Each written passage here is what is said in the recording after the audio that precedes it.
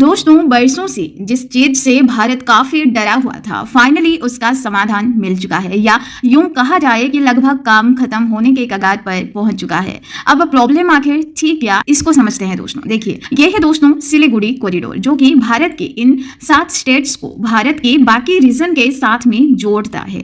ठीक है, तो भारत की पहली प्रॉब्लम ये थी कि इन 7 राज्यों से अगर कुछ विदेश भेजना होता था तो उसी वेस्ट बंगाल के हल्दिया पोर्ट के माध्यम से ही भेजा जाता था, जो कि सिलीगुड़ी कॉरिडोर को क्रॉस करने के बाद मिलता था। ठीक है, लेकिन सपोज करिए कि त्रिपुरा के अगरताले से कुछ भेजना है विदेश को, तो होता क्या है कि त्रिपुरा के अगरताला से होके उस सामान को सिलीगुड़ी कॉरिडोर के बाद हल्दिया पोर्ट के माध्यम से भेजा जाता था। ठीक है, यानी कि लगभग उसे 1600 किलोमीटर की दूरी तय करनी पड़ती थी, जिसमें बहुत ज्यादा एक तो खर्चा होता था और उसमें समय भी ज्यादा लगता था। तो ये पहली प्रॉब्लम थी। लेकिन दूसरी मेजर प्रॉब्लम जो थी इंडिया की, वो थी सिलीगुड़ी कॉरिडोर। जी हाँ, दरअसल चीन हमेशा से चाहता है सिलीगुड़ी कॉरिडोर पे अपना हक जमाना, कॉरिडोर को ब्लॉक किसी भी तरीके से वो करना चाहता है, ताकि ये 7 राज्य भारत से अलग हो जाएं, क्योंकि ये 7 राज्य सिर्फ और सिर्फ सिलीगुड़ी कॉरिडोर के माध्यम से ही भारत के साथ जुड़ा हुआ है। और अगर सिलीगुड़ी कॉरिडोर पे चीन हक जमा लेता है तो डेफिनेटली बेहद आसानी से वो 7 राज्यों को अलग तो करेगा ही, लेकिन भारत उनसे किसी भी प्रकार से लेन देन शायद ही